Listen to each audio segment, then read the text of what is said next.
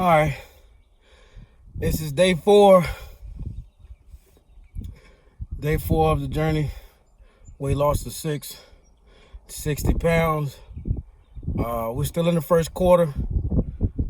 Just the first few minutes of the first quarter, if you will. Basically 3 weeks to a month. So this is still the first week, first few minutes of the game. We started off slow first day.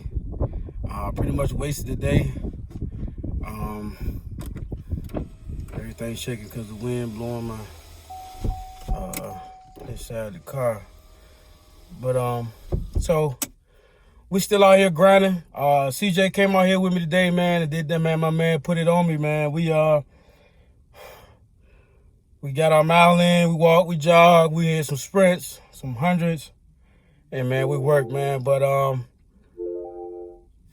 basically the story of the day is, man, don't worry about the time, just the grind. Don't worry about what's on the clock. Don't worry about how long it take you.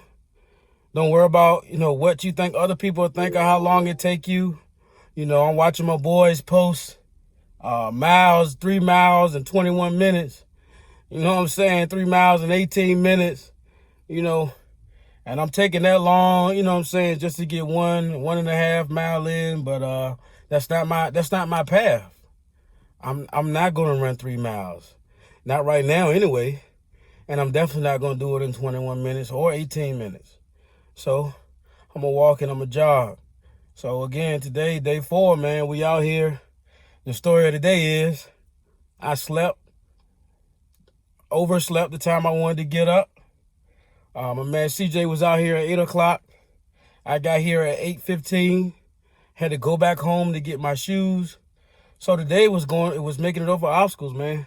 Again, today was about not looking at the time, focusing on the grind. I'm in here sweating. I'm tired. My back killing me. But my man would not let me stop. My man said, no, you just got to keep walking it out, dog.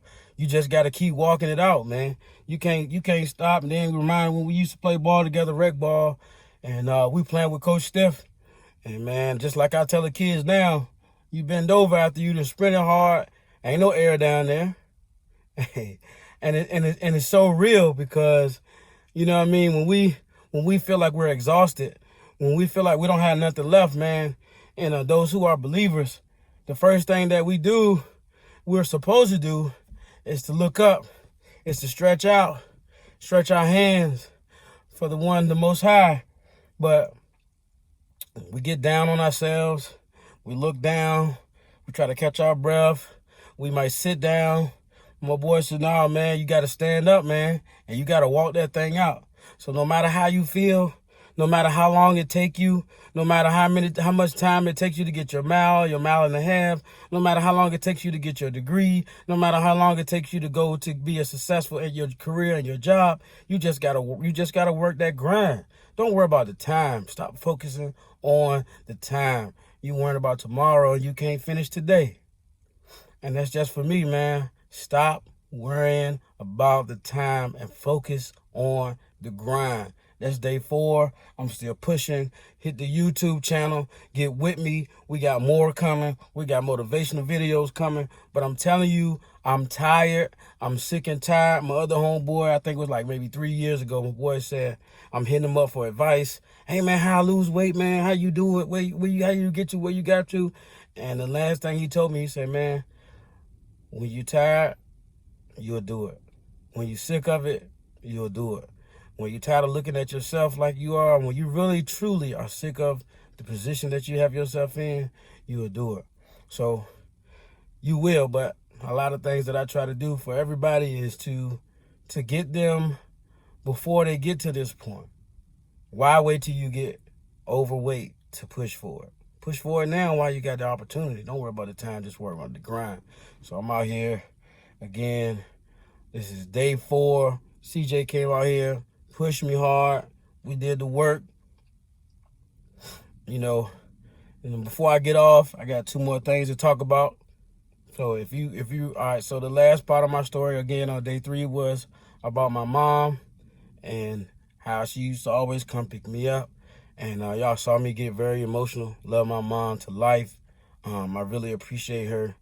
She definitely spoiled me in that sense. And it affected a lot of things within my life. And even to a point where I tried to be a man before I was a man, because I was sick of everybody, telling me how spoiled I was and how my mom was, always doing this and doing that. So I started smelling myself a little bit. So day 4, again, we talking about, don't worry about the time, just focus on the grind. So, after that period of my life of waiting for mom to come pick me up, you know what I mean, I'm smelling myself at this point. You know what I mean? And it's all about, all right, now you got to be a man. And the key here is, you got to be the father you always wanted in your life. That'll be further down the road. Again, we're just in first quarter, first 5 pounds, first few minutes. But this portion is, instead of, it may be your son, it may be your daughter, it may have been you. But we got to a certain age of preteen, teenage years where it was, I'm not the baby anymore. Mommy not coming to get me. Mommy not rescuing me. So it's time for me to grow up and do my own thing. So I'm smelling myself. I'm not listening to nobody. I'm not paying attention to authority figures because I'm so busy trying to grow out of, it's my time now. I'm not worried about mommy coming to pick me up. It's time for me to push past, everything that everybody keep telling me how spoiled I am.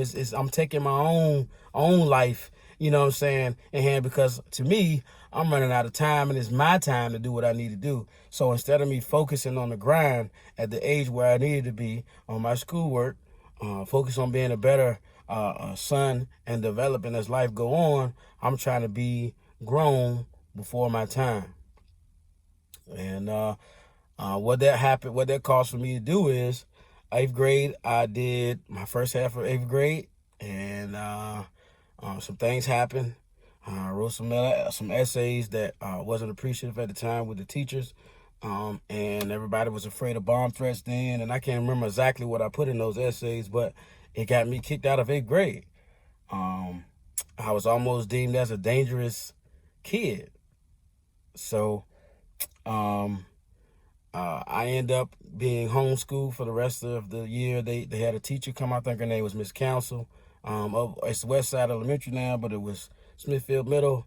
And she came out during the summer. We worked. And Miss Mercer was the principal at the time of Smithfield Middle School.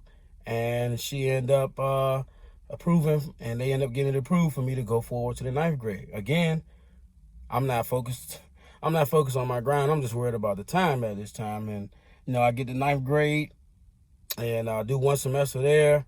I'm not feeling school, man. I'm hurt. Me and my mom at war, all because it started with me wanting to be different, wanting to get out of the shell of my mom. And then my brother was born when I was 12. So it's, I'm mad at everybody right now. Every authority figure in my life, I'm upset. Of course, the father thing, but that's not in this video, so that'll be later. But 9th grade, I do one semester, and I moon a girl right before spring break. The history teacher looked at me. He said, "Boy, I've been waiting for this day." And my man had an essay of referrals, and that was it. Boom, you out of here. So eventually, they sent me to alternative school. Which actually, was a blessing, because this gave me an opportunity to actually pass those classes, because I had missed so many days. I mean, I got A's and B's in the class, but I had missed over the 9 days unexcused absences. So I was going to fail all those classes anyway. But because of alternative school, I was given another opportunity to pass those grades. I just wouldn't be allowed the next year to play sports unless I got out of alternative school. But, I'm in alternative school. And again, I still ain't feeling authority. I'm telling you, I was not focused on my grind, man. I'm focused on me grabbing the time, that I felt like I needed in my life. Like I was supposed to be this grown man. Like I'm supposed to be running things like somebody owed me so much, and I'm worried about trying to catch up with everybody else that I think I need to be like, you know what I mean? So I'm still not feeling no authority figures, and I'm still a little baby, man. I'm still a baby inside. I'm still a crybaby at this point. You know what I mean? It's just anger now. It was just anger at this point. So my man, principal, I think his name was Hesman Hyde or something like that. My man kept a bunch of cars in the office or something. And I'm walking out turning to school. I'm already having a bad day. Like, I'm upset. And my man could see that I'm upset. So he used to pick with me anyway. So my man sent me into the little cubicle jump. And I'm already mad because I don't want to be here. I think I'm above this situation. I should have never been in trouble. I've been a good kid. Like, if I brought home a D, a high D, I got a whooping. So I'm like, man, this, what I'm saying? I'm way better than this. And it's kind of getting to me. So my man sent me around there to the cubicle jump, bro. And I'm sitting there. And he gonna tell me, he said, hey, Mr. Boone, you don't have a belt on today. So, you're not within dress code. I'm gonna write you up and you're gonna get in big trouble. And I was like, what? I got a belt right here. I don't see it. I don't see your belt. So at this point, anybody know me, my temper is on 5,000. You know what I mean? And then it was worse. So my man tell me I ain't got a belt on. So, I'm already heated. I done snatched the belt off. I done pulled my joint. I got my joint like this. Like, bro, I got my belt right here. I'm ready to swing. I'm ready to go in on my guy. Because first of all, you picking with me, and you wrong, and I have my belt right here. So you already know what the end of the story is. My dudes come up school. My dudes come get me. My man said, you're done. You're out of here. You're not going to finish alternative school. So guess what, bro? You fail. You know what I mean? 9th grade is out the window. First semester, I was kicked out. Alternative school, I get kicked out. So I'm thinking, oh, man, here we go again, the same thing. So transfer schools over to Windsor, go live with my pops. That's another story. That's not for the day. Go live with my pops. I go to Windsor. Then it's this young lady I was involved with at the time. This is just sophomore. You know how it is. So we talking, and the fellows asked me a couple questions about her. And I started talking about her, man. And my man, let alone one of the men in the crew, wanted to get with her. So he got a little upset because I was talking about her. And my man's like, you know what? No, man, we finna, they finna jump me in the school. Right where the principal office is. This is my first semester at Windsor, taking some 9th grade, 10th grade classes. They still looking out for you, boy. Man, principal office right here. These dudes all surrounding me. So you already know. If you know Boone, win, lose, or draw, I'm going in. You just going to have to kill me. Because mentally, I just won't think about nothing like that, man. It was just, like I said, I was just focused on trying to be something I really wasn't. So, hey, let's go. I'm loud. I'm screaming. I'm yelling. Yo, let's go. What's up, then? What y'all want to do? I'm squaring off on my man. Really, they didn't really want to do nothing because if they did, it was 4 or 5 of them. They could have, they really could have laid me out. Thank God they didn't. Principal steps out the office. She shuts it down. Mom comes to school. Come pick me up. That's a wrap for Windsor. You know what I mean? So here we are again. Everything's over. Thank God to Coach Ford. He stepped in, man. And Coach Ford stepped in. I was up here at Smithfield High School from 9 to 5 during my summertime while he's cleaning his office up and removing some stuff around the school, just catching up on schoolwork from 2 years. And then I went to summer school in Southampton. Then I came back to the high school. They had me in the wrong classes. You know what I mean? So, and I'm going to stop right there because day 5 will be the next step within all that. But here he is again, man. Again, I was focused on my time and not the grind. The same thing that hurts me now, that I'm more worried about having the same time as everybody else and not focus on my own grind. And that's what get us in trouble a lot of times. And that's why Watch Me Finish a lot of times has done some great things, but has done as great things as they wanted to because I didn't focus on my grind within Watch Me Finish. I focused on the time we're trying to keep up with everybody else. What is this nonprofit doing? What is this great business doing? What is this person doing that's already established? It's already established. They already got what they need. Greg Scott, I'm looking how great he is and everything he's doing for the community. I'm like, man, I just want to be like that, man. And that wasn't my focus. So, things are a little different. And day 5, we'll be back out here. But again, day 4, don't focus on your time. Focus on the grind. No matter what you got to do, you grind to do it. No matter how long it take you, you grind to do it. No matter how long, you got to push for something. No matter how many times you fail, no matter how many obstacles you face. I was asleep this morning. I forgot my shoes this morning. But I did not stop. I did not quit. I am going to finish. Hit the YouTube channel, share it, let everybody know this video is super longer than what I wanted. I broke down another part of my story about me getting kicked out of school 4 times, and that's where we at. That's where we stop again. The world will see me finish. There's motivational videos coming. My brother Javon Boone hooking me up. We've been working together, a relationship that needed to be mended. We're not focused on the time of our relationship. We're not focusing. And I'm going to call my father today, too. That's going to be coming, too. Hey, watch me finish.